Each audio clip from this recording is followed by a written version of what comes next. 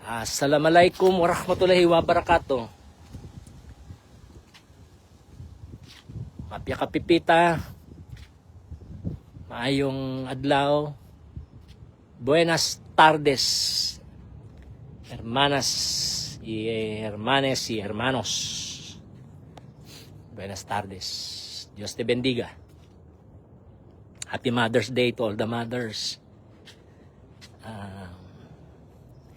You are at the heart of Jesus. Yes. Mothers, you are at the heart of Jesus. And especially to Black mothers and Native mothers and Latina mothers and Madre Latina and other, including white mothers, all the mothers in America and all over the world. Happy Mother's Day to everybody. Hope it reaches everywhere, including China, Russia, the Middle East, Africa, Latin America, everywhere, all over.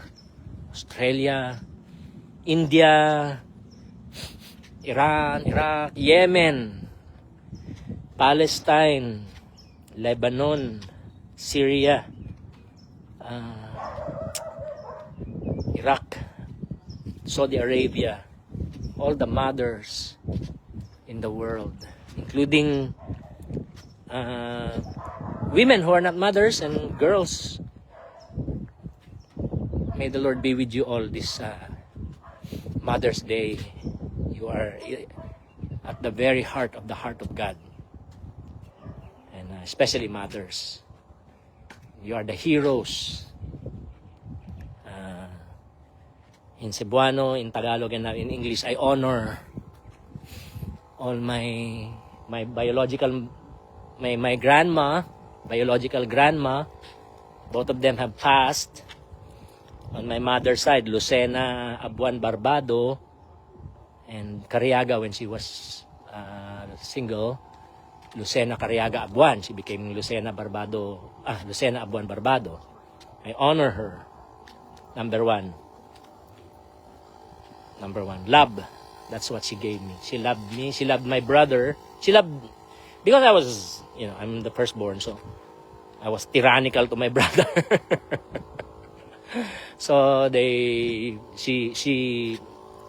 favored my brother because my brother is younger, and I was tyrannical because I was the only grandchild, the only child and the only grandchild of the family for 3 years. Imagine, I was the center of attention for 3 years, and now it's a lot of blah blah blah. So when she arrived, I couldn't remember, but I know. Because she rebuked me, all of them. They rebuked me and taught me, you cannot treat your brother like that. And then when my sister arrived, of course, I love my sister. 5 years younger than me. So my brother is 3 years younger than me. My sister is 5 years younger than me when my sister arrived. And then I have a cousin, Ai. She's my sister. And we have a neighbor, Annalyn. She's Annalyn Kabugaw na. She's my sister. She's a neighbor. She's a relative. We're relatives. But she's really my sister. Okay. Glay Chua. I treat them as my sister. Even Jean Valdez. I treat her, until now, I treat her as a sister.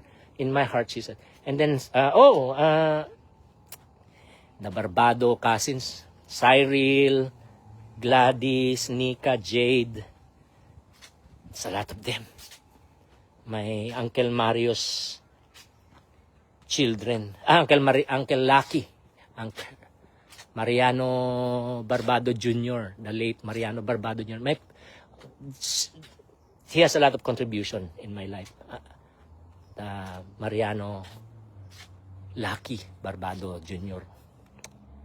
And I love his children. So Cyril, Gladys, Happy Mother's Day. Nika, if you have children. Who else?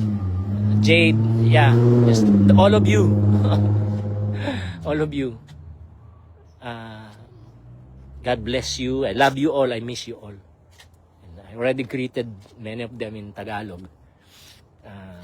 Including the mother of my beloved nieces and nephew from Rona. Of course, my sister Reza, and then Rona. Everybody. Ming Jeronimo, Marilyn Gonya, Marites Kerr, Kathy Mercado, Kathleen Melo, Michelle Melo, Giselle Melo, Marian David, Melma Galang, what's her last name now? But Galang, but anyway, she knows who she is. And Auntie Lina, all of them, just hello. Ditas, Ate Ditas, Ate Lor, everybody. I greeted them already and I'm not gonna repeat in English. But because the focus is our beloved Black, Native, Latina, immigrant, white, and other mothers. Happy Mother's Day to all of you. Remember, you are one family of mothers and women, and you have to trust Jesus. You have to trust Jesus. You have to cling to Jesus. God give you discernment. By their fruit you shall know them. And this shadow Babylon, shadow false prophets, shadow beasts, renounce them all. You are with Jesus. Jesus is not with the beasts. Jesus is the Lamb. The Lion of Judah is the Lamb who was slain. And the dragon and the beasts and the false prophets. Yeah. And the shadows, because the final ones are not yet here. But cling to the Lord. Cling to the Lord. Cling to if you're already united with Jesus, remain in Him. If you are not yet united to Jesus by faith, be united to Jesus by faith. Especially, special greetings of all. This is really, I wanna cry. But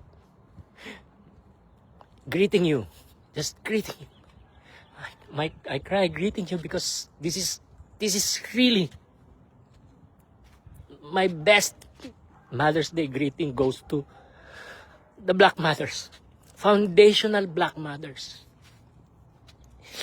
mothers who are ancestors of enslaved Black Americans. Again, I don't want to call you African Americans because that makes it sound like you are immigrants.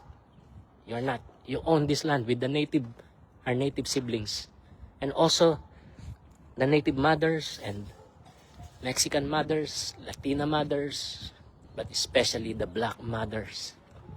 Most special of all. And native mothers and Mexican mothers, okay? And the Latina mothers.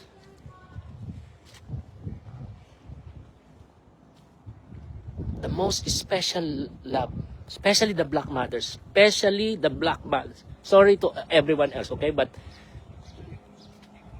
in the heart of Jesus, all mothers are in the heart of Jesus.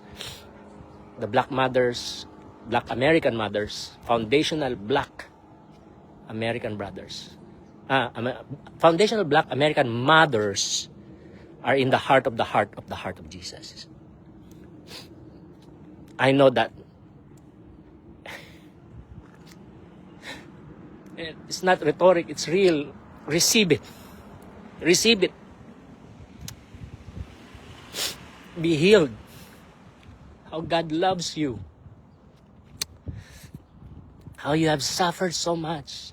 Beyond words. Beyond imagination. Beyond words. Beyond imagination. I cannot.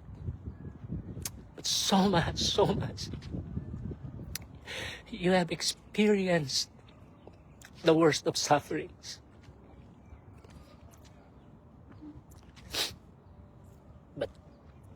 Jesus is not them. They are not Jesus and they don't represent Jesus. They represent the enemy.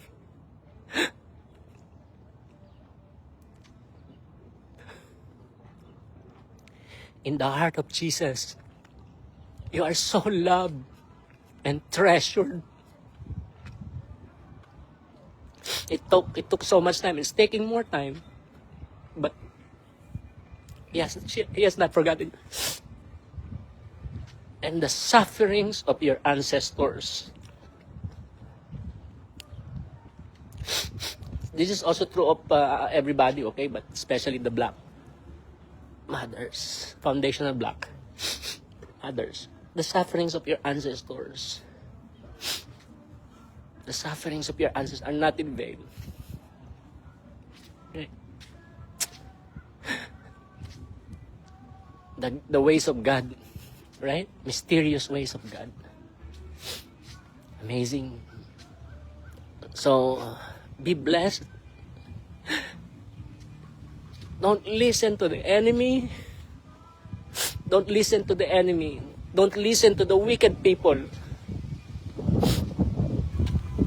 Listen to God. You are loved. You are treasured. You are needed. You are wanted and you are needed and you are wanted. You are so important. The Holy Spirit is healing you, repairing, restoration, the artizo word family in Greek. It's being done and worked in your heart right now, and you are so important for your own family, for your own community, for the church that you're a part of. And if you're not yet part of a church, I pray that you will become a part of a repentant church, a healthy church, a blessing church, not a cursed church, not a cursing church, not a wicked church. And you are very important for the fulfillment of the Great Commission. It's not about money. I pray that the Lord will give you that faith, that conviction. You are so loved and precious and treasured. You are chosen in Him. You are wanted by Him to worship Him, to glorify Him, to serve humanity. To serve humanity. You have a treasure. You are in jars of clay.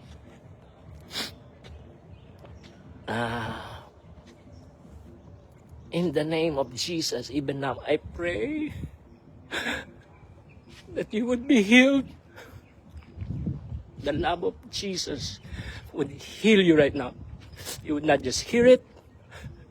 The word love, that Jesus loves you, God loves you, Father, Son, and Holy Spirit loves you, one God in three persons, but also you would feel it right now. And not just that you would feel it, that it will be so supernatural. Such the love of God that you're in you, being poured out in you right now. So supernatural. It's healing you. It's healing your wounds. It's healing your wounds. A miracle is taking place right now. You are being anointed.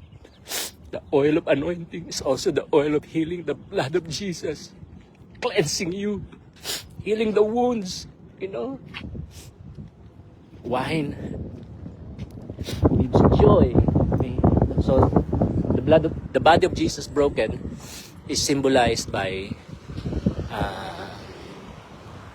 the bread that we take in communion, right? So imagine if you don't eat carbo, you're gonna be weak.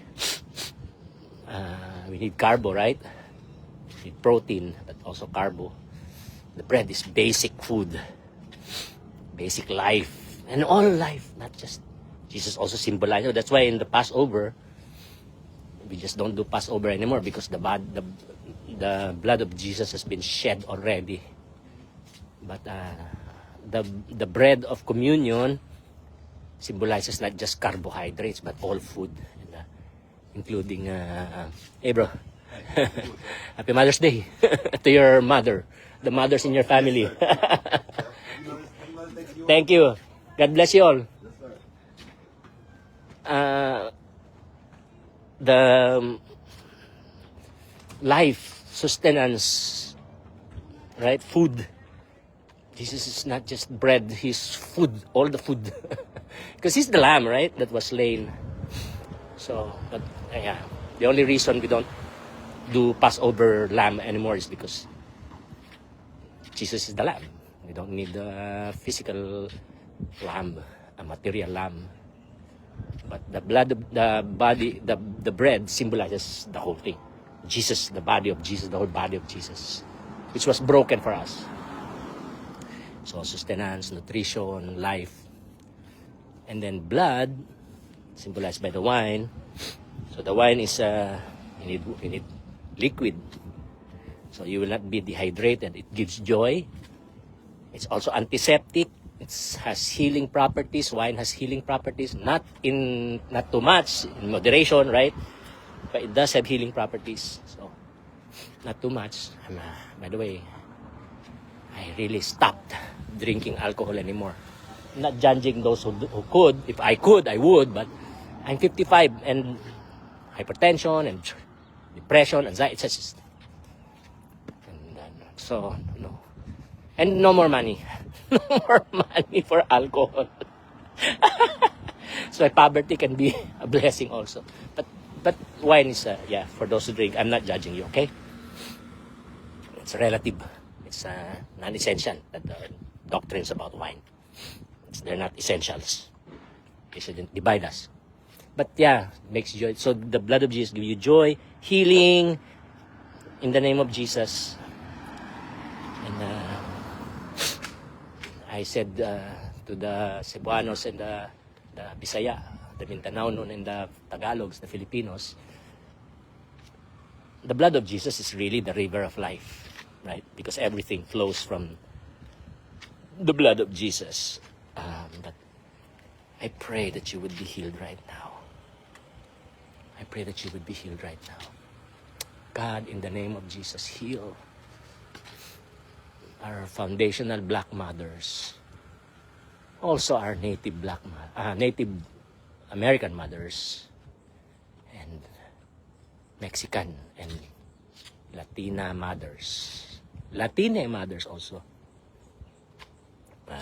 Those who identify as women, and they identify as mothers, and they function as mothers of the LGBTQIA plus family. I love you, I honor you. On Mother's Day, I honor you. Okay? Those who identify as mothers within the LGBT, who are members of the LGBTQIA plus family, I honor you, I greet you. You are precious. You are important. You are blessed. You are chosen. You are. God bless you. God, follow Jesus. Carry the cross. Carry the cross. Carry the cross. Also the black mothers and the native mothers and indigenous mothers, native mothers, Mexican, Latina mothers, carry the cross. Carry the cross. Carry the cross. Canadians, hello. The mother of Marilyn Dorning, Marilyn Sarucop, the mother of Susette Ganya, hello po, Happy Mother's Day, and others. So many. But yeah, Jesus really wants me to focus on the foundational black mothers and the native mothers and the Mexican, Latina mothers, the immigrant mothers, and also the white mothers. But especially the oppressed. You know? God bless you. God just pour out His love upon you right now. Flood you and bless you and fill you with His Holy Spirit and with His love right now. The healing love of God. Hallelujah. Glory to God. You can lift up your hand, you can just cry, it's the healing. You can bawl, B-A-W-L. You may be bawling right now, just crying. Really. The Holy Spirit is doing a deep work in your soul right now.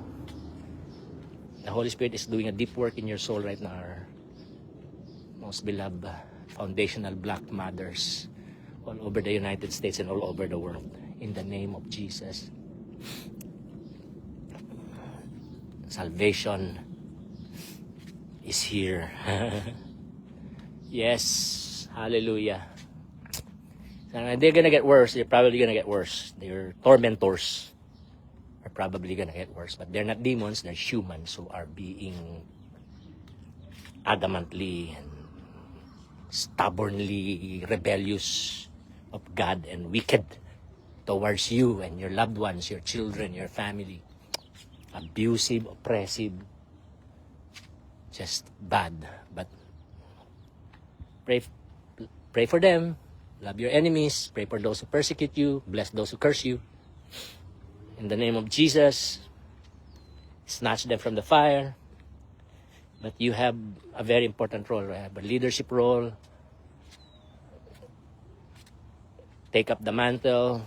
Receive the anointing right now in the name of Jesus. Because God's going to use you to reconstruct.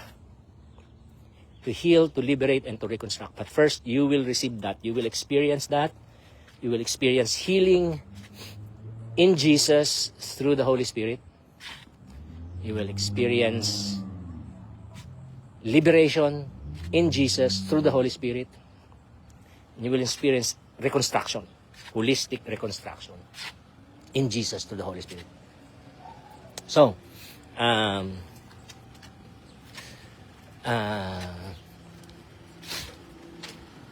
reconstruction of your heart. So the artizo. Read, please, little by little, just highlight, meditate. GlennMelo.com.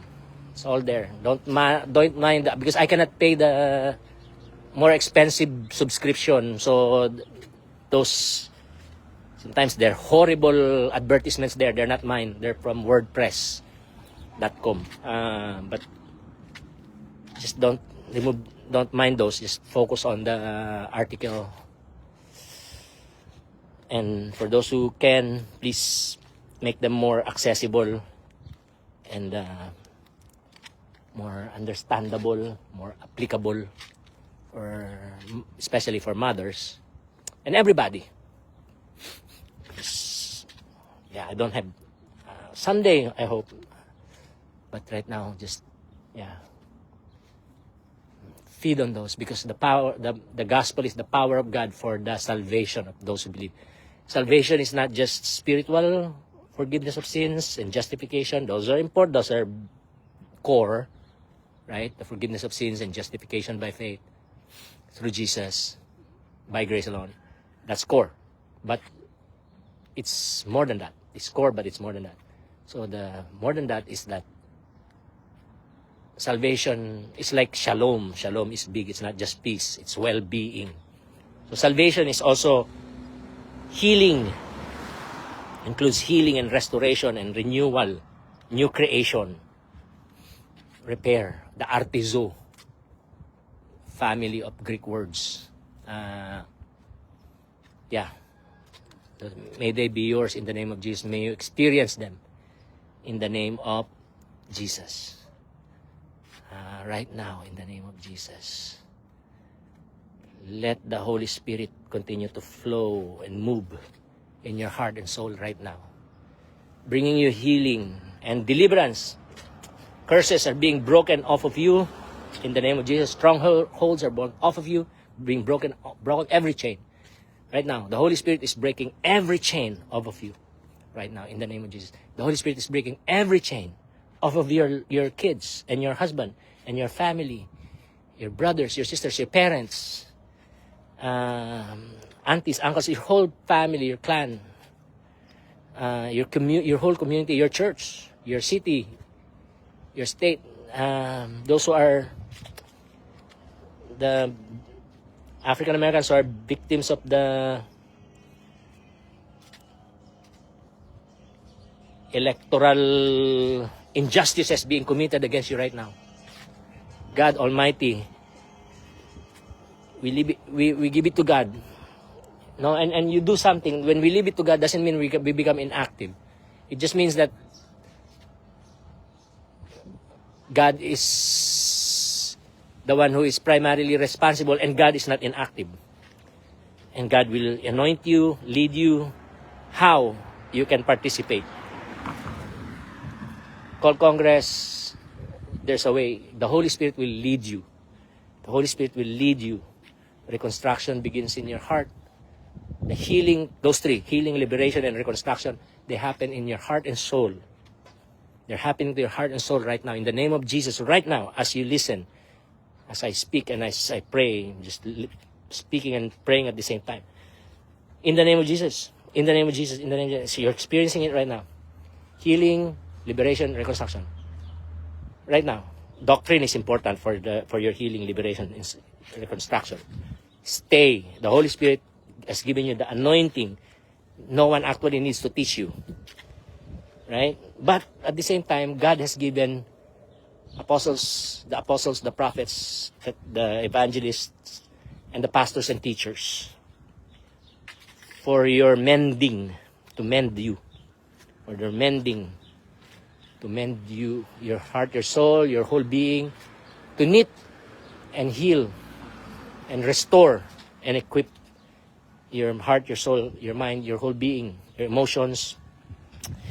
Inner healing right now, in the name of Jesus, you're experiencing it. Inner freedom, you're experiencing it. Inner reconstruction, you're experiencing it. Outer, it goes outer also. Your whole being, your whole body.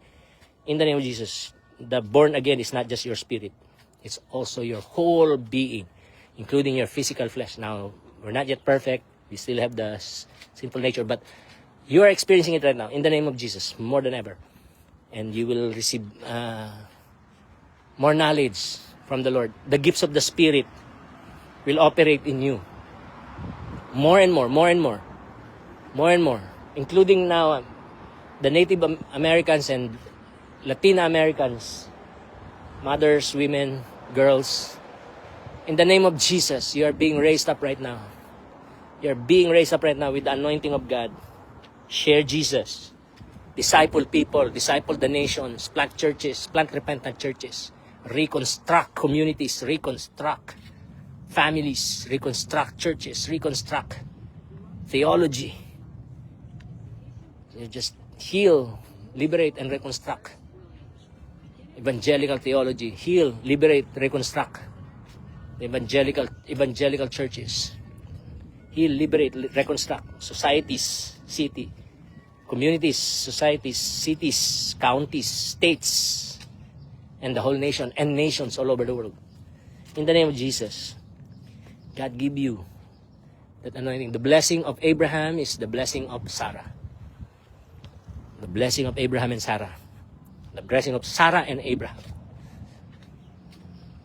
Be with you right now and you experience it. You will experience it. It doesn't mean that all the pain and all the suffering will stop. No, they may not stop. They probably will not stop. But that doesn't mean that you're not healed and you're not free. Amen? In the name of Jesus right now. I cannot say everything because it's a journey together. The important thing is we are in a journey together. We are one family. We are one family. In the name of Jesus. You haven't given your life to the Lord right now. Give your heart to the Lord right now. Give your heart to Jesus. Give your heart to Jesus. Hallelujah. Hallelujah. Oh, we praise you, oh God. Glory, glory, glory, glory. In the name of Jesus. In the name of Jesus. He's ministering to you. White persons, white mothers, as you let go and let God. You obey His command to come out of Babylon. As you are coming out of this MAGA Babylon, which is a foreshadow of the final Babylon to come. You're coming out of it. You're renouncing Trump and MAGA and all the repugnance. It doesn't mean you're not going to become a Republican. You can stay a Republican, you can stay conservative, but you'll be a healthy kind, a sound, biblical, sound, healthy kind of Republican. Not like like Johnson, no. Lewitt, no. It's liars. Those are liars. J.D. Vance, Miller, Stephen Miller, Steve Bannon, all those liars. Renounce them. Also, our siblings in Palestine, happy Mother's Day. And God rescue you, heal you, liberate you, and reconstruct you in Palestine.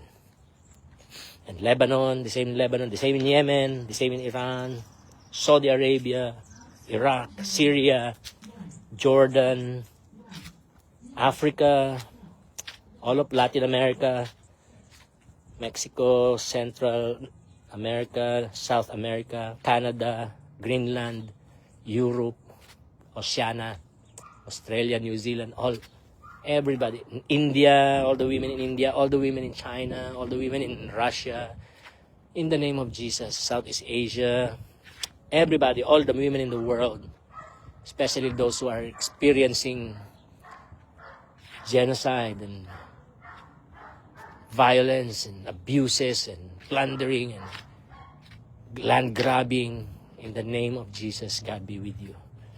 God be with you. God rescue you and save you. God protect you, the blood of Jesus, and unite yourself to Jesus by faith so that you can be protected by the blood of Jesus. You can be covered by the blood of Jesus. You can be indwelt by the Holy Spirit, gifted by the Holy Spirit, anointed by the Holy Spirit, empowered by the Holy Spirit, enabled by the Holy Spirit. You're going to move in supernatural power. You're going to move in supernatural power because Christianity is supernatural. In the name of Jesus. In the name of Jesus. And again, foundational black mothers and women and girls, God anoint you because you are key to the fulfillment of the Great Commission. You are workers, laborers, key laborers of Christ for the harvest of this generation's harvest. In the name of Jesus. And you will rebuild the ancient ruins. You will rebuild the ancient ruins. You will rebuild the ancient ruins all over the world, America and all over the world. Hallelujah. Oh my. You are, in the name of Jesus, receive. Say yes to Jesus. Say yes to Jesus. Say yes to Jesus. I receive it. I receive it all. Say, Jesus, I receive it all. I receive your gospel. I receive all the blessings of the gospel. I receive all the graces of the gospel. I receive the call of the gospel. All of it. 100%. We say that. 100%, Lord. I give you 100% of myself. 100% of my past, 100% of my present, 100% of my future. I give it to you. 100% of my family, I give it to you. 100% of my community, I give it to you. 100% of my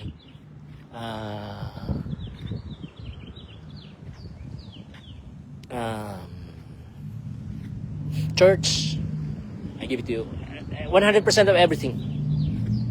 100% of my career, 100% of my finances, 100% of my problems. I give them the 100% of my fears, 100% of my wounds, everything. Just 100%. That's us. We are the 100% people. 100%, 100%, 100%. Right? Receive 100% from God. Receive 100% that God has for you. Give God 100% of yourself. Amen? Receive 100% of Jesus. Receive Father, God the Father, God the Son, God the Holy Spirit. One God, three person. 100%. Receive. Just receive. In the name of Jesus. And as the Latina siblings, native and Latina siblings, in the name of Jesus, Dios te bendiga. Receive the unction, la presencia y unction del Espíritu Santo para ti, para su familia, para su comunidad, para su ciudad, para su estado, para su patria, the nation, the country, the land, para su todo. todo. 100%. 100%. Recibe from Señor, 100%. Entrega para Señor, 100%. ¿Sí? Recibe la unción para ganar los almas. Amén. Para consolidar los almas, para disipular los almas, para enviar los almas. Amén. Amén. Recibe la unción para predicación,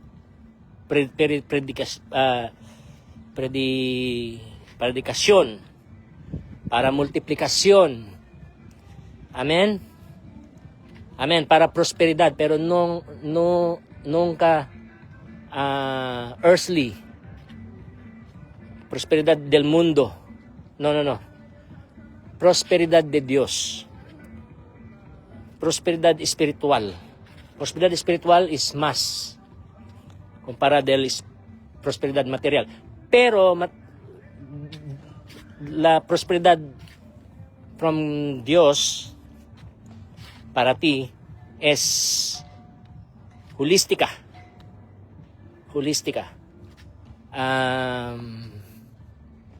Es una espiritual, segunda material. Pero no carnalidad. ¿Sí?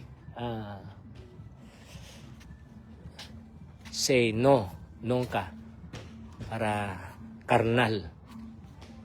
Prosperidad carnal. No. ¿Sí? Hallelujah. Dios te bendiga. Para ti, para su esposo, para su hijas y hijos. En el nombre de Cristo. En el nombre de Jesús. Amén. En el nombre de Jesús. Aleluya. Recibe la unción del Espíritu Santo. Ahora. En el nombre de Jesús. Aleluya. Mi primera predicación y orar público en español es Días de las Madres 2026. Qué preciosa. These días. Qué preciosa, ¿sí? Sí. Dios te bendiga. Dios te bendiga. Bendiga sobrenatural para ti. Todo. 100% de las bendiciones sobrenatural de Dios para ti. Ahora mismo. In Jesus' name. Hallelujah. I pray for them. And I encourage also our foundational black siblings. You are responsible. In church history, those who have been crushed so much, they have experienced the greatest of all healings, miracles, anointings, empowerments, just from the Lord. And they have been used by the Lord the most. The persecuted ones. That's why you are so important. You are church history. Hallelujah. And it's church history in the making. You are church history in the making, not like you're gonna be in the past. That's not good. That's what they want. They're trying to eliminate you. It's a hate. That doesn't reflect Jesus. So be healed. You are so important. Amen. And we have to take care of the immigrants, including the Latinas. Okay? You are like the spiritual mothers of the world. Yeah. Not just like, you are really. our spiritual mother. You are really our spiritual mother. The foundational black mothers are the spiritual mother of the whole world. And also the whole future of the world. The whole future of humanity. God bless you. God bless you right now, right now, right now, right now. God raise you up. You will be the head and not the tail. Above and not beneath. You will not lend. You will not borrow. You will lend. All the blessings in Deuteronomy. Where's that? 28, 29. So read them. It's yours. All of those are yours. In the name of Jesus. Anointing. They will not be able to stop you. Don't be afraid. Jesus is manifesting His presence and His power in you and through you in unimaginable ways. In supernatural ways, in powerful ways that have never been seen by the world before, that has never been experienced by anyone in history and in the world, all over the world. It's yours. Hallelujah. Especially the mothers, the foundational black mothers, especially the elderly black foundational mothers. Your prayer is very important. In Tagalog and Filipino, in Cebuano, I talked about my grandmother on the father's side. She was Catholic, but she was really devoted. And she was praying. She really prayed for us. And there's protection. So you're in ministry of prayer. And not just that, to share also. To share the love of Jesus, to share the word of Jesus, to share the gospel of Jesus, to share the ministry of Jesus, to minister Jesus. Not just to share Jesus, but to minister Jesus to everyone, especially those who don't know Him yet. You be filled with all the powers of God. The breakthrough anointing. The breakthrough anointing. The sharing anointing. The proclaiming anointing. The preaching anointing. Hallelujah. The ministry anointing. Hallelujah.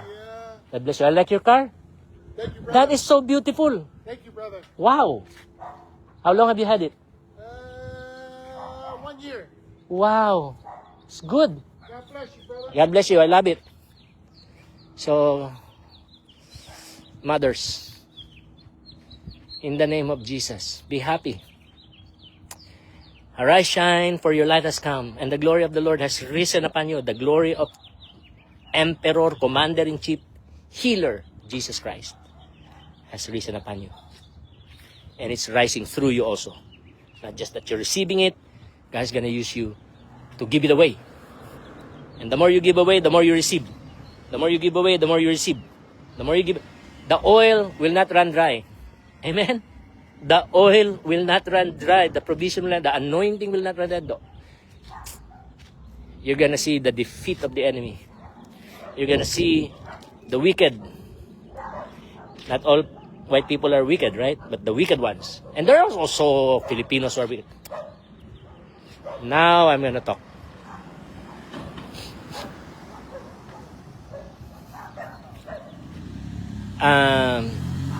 The Filipinos who are MAGA, they are ashamed to our people.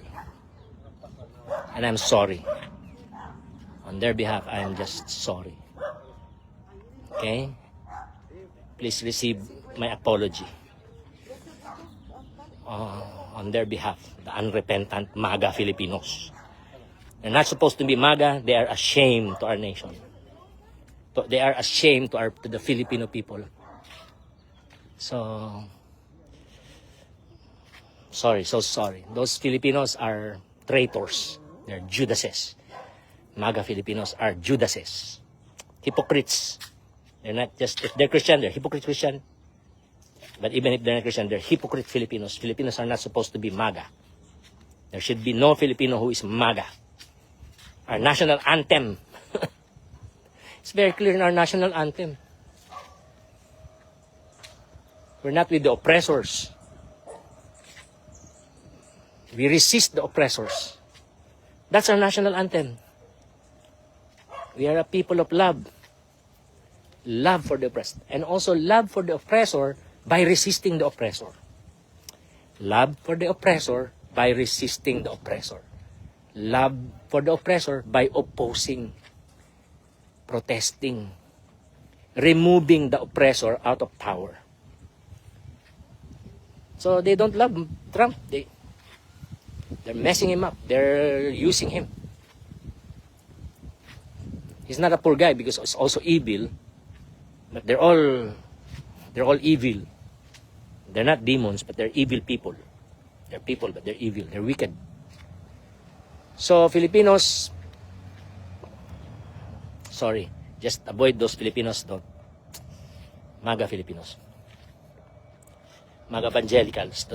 Those are fake evangelicals. Okay? Keep your eyes on Jesus. Keep your eyes on Jesus. Not on these children of the devil who lie, steal, kill, and destroy like their father Satan. They're children of offspring of vipers, offspring of snakes, offspring of serpents, and offspring of the serpent, the ancient serpent Satan.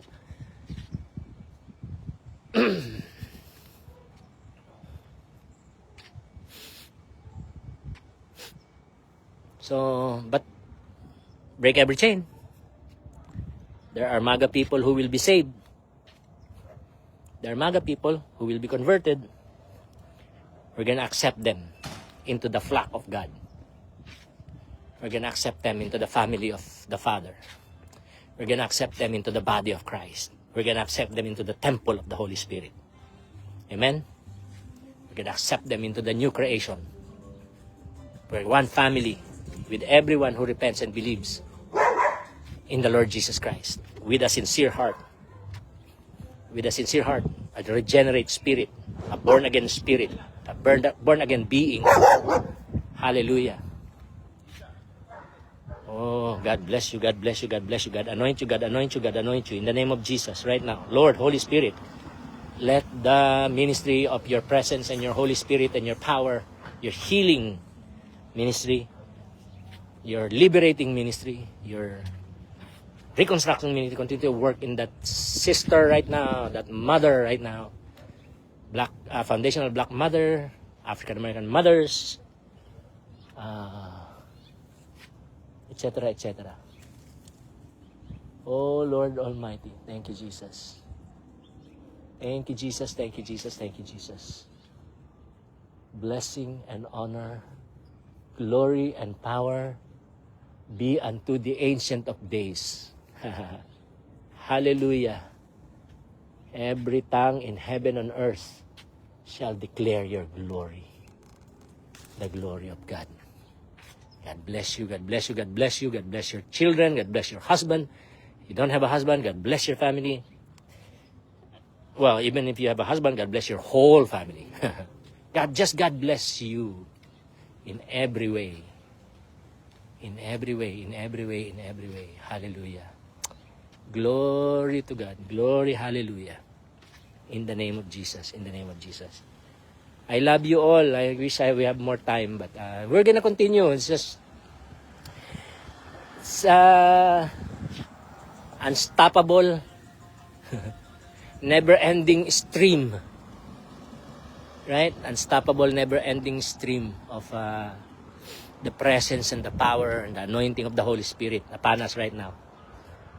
And it's like fire that purifies us, and it's fire of inaugurated judgment against all the enemies of God. All things are working together for your good. Nothing can separate you from the love of God. God is with you. Who can be against you? You are blessed beyond words. Blessed beyond compare. Just blessed, blessed, blessed. Whew. Overflowing. Unending. The oil will never run out. You will experience that. The oil will never run out. You will also experience dry seasons, but overall, it's out of your belly shall flow waters, living rivers of living water. Out of your belly shall flow rivers of living water. Amen. You will bear much fruit for the glory of God. Hallelujah. America is blessed because of you. The whole world is blessed because of you. I am blessed. The Philippines is blessed because of you. All of us. Asia is blessed because of you. The whole world. All people groups, all nations of the world, blessed because of you. Blessed because of your ancestors who prayed. It's amazing. Just, oh, in the coming of Jesus, and then the coronation, when Jesus gives you the crown, oh, foundational black mothers, foundational black women, foundational black girls, foundational black men also, foundational black persons, LGBTQIA plus persons who are united to Jesus by faith. Oof. The second coming is good news. Because if you are united to Jesus by faith, you already went to hell. Why?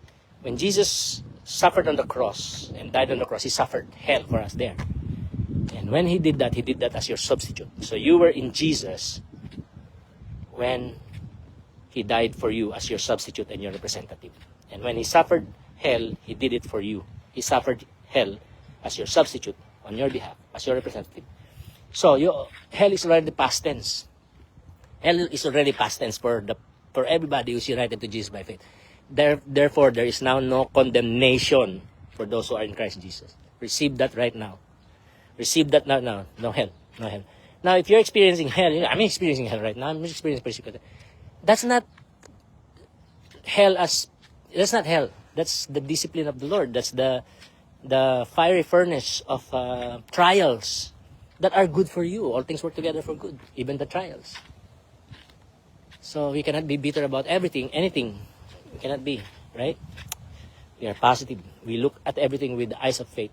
Even the sufferings work together for good. Even the persecution work together for good. Even if they kill us, they martyr us, all things work together for good.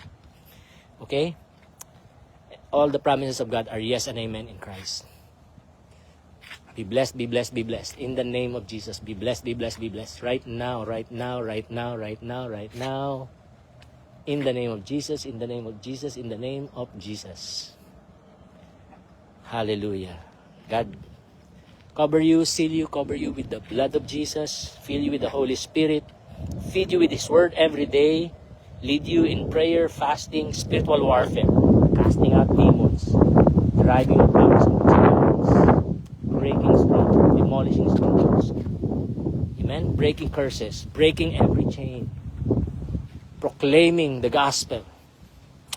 Gospel is the power of God unto salvation. Unto salvation is also healing and liberation and reconstruction. So, the power of God unto salvation, healing, liberation, reconstruction for all who believe. Romans 1:16-17. You will be enriched by the Word of God.